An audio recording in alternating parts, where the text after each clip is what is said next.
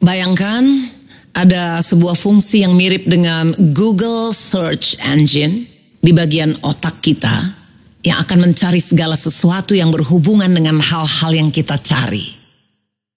Penelitian di bidang neuroscience menunjukkan kita semua memilikinya.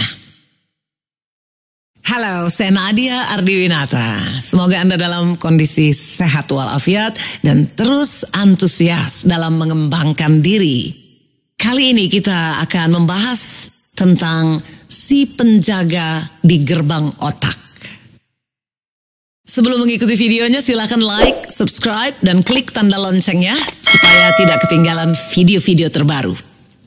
Mari kita mulai. Setiap detik, otak kita memproses lebih dari 400 miliar bit informasi. Tetapi hanya sekitar 2.000 saja yang kita sadari. Nah, yang memilah antara informasi mana yang sangat penting dan yang menyingkirkan yang tidak penting adalah bagian otak kita yang disebut Reticular Activating System, atau dalam bahasa Indonesia kita sebut sebagai Sistem Aktivasi Retikuler, disingkat SAR.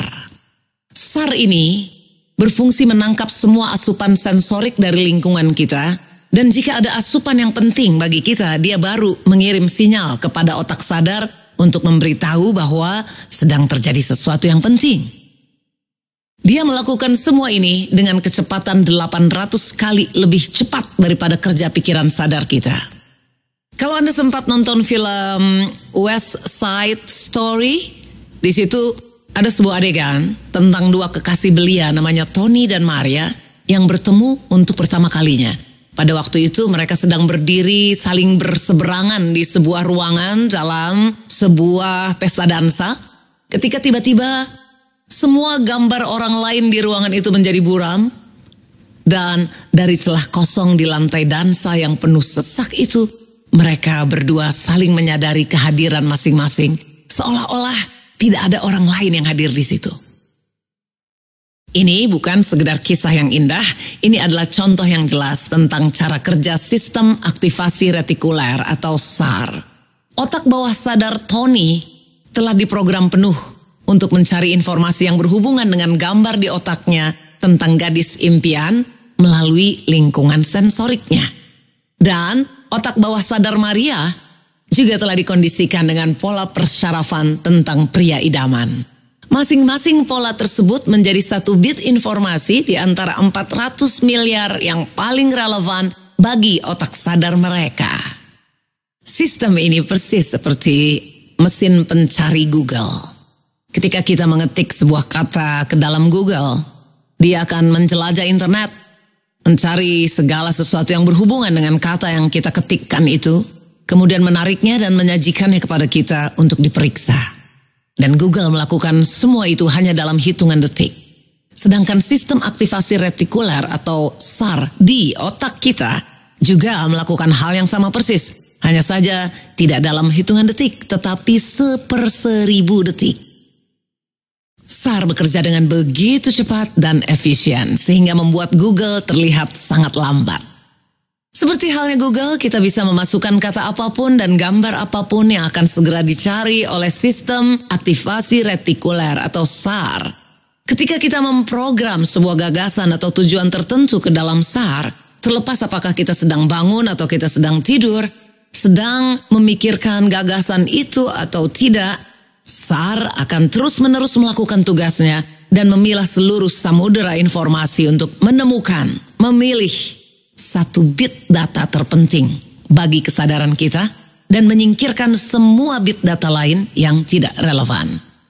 Ketika kita menciptakan sebuah gambar yang jelas dan terfokus tentang keinginan kita, maka SAR akan langsung masuk ke personeling tinggi dan tidak akan berhenti sampai dia menemukan data yang cocok untuk kita. Makanya SAR sering digambarkan layaknya penjaga pintu gerbang yang bekerja untuk otak kita. Dia selalu memastikan agar otak kita tidak berurusan dengan begitu banyak informasi yang hanya akan membuat otak kita kewalahan. Dengan begitu, sistem aktivasi retikuler atau SAR memainkan peran besar dalam informasi sensorik yang kita rasakan setiap hari. Mengapa kita membutuhkan penjaga gerbang kecil ini? Karena indera kita terus-menerus memberitahu begitu banyak informasi ke otak, sehingga kita tidak akan mampu memperhatikan semuanya. Bahkan SAR memainkan peran penting dalam motivasi dan penetapan tujuan. Lalu bagaimana cara memanfaatkan SAR bagi kepentingan dan kemajuan kita? Berikut beberapa caranya. Pertama, tetapkan tujuan yang jelas dan spesifik, crystal clear, untuk memberikan arahan kepada SAR. Misalnya, jika Anda ingin mencapai kesuksesan dalam karir, tetapkan tujuan yang terukur dan definisikan dengan jelas. Kedua, visualisasikan tujuan Anda secara teratur. SAR sangat responsif terhadap gambar visual dan imajinasi. Dengan memvisualisasikan apa yang ingin Anda capai, Anda dapat membantu mengaktifkan SAR dan memberikan arahan yang jelas. Ketiga, fokuskan perhatian pada hal-hal yang mendukung tujuan Anda. Jangan terjebak dalam pikiran negatif atau distraksi yang tidak penting.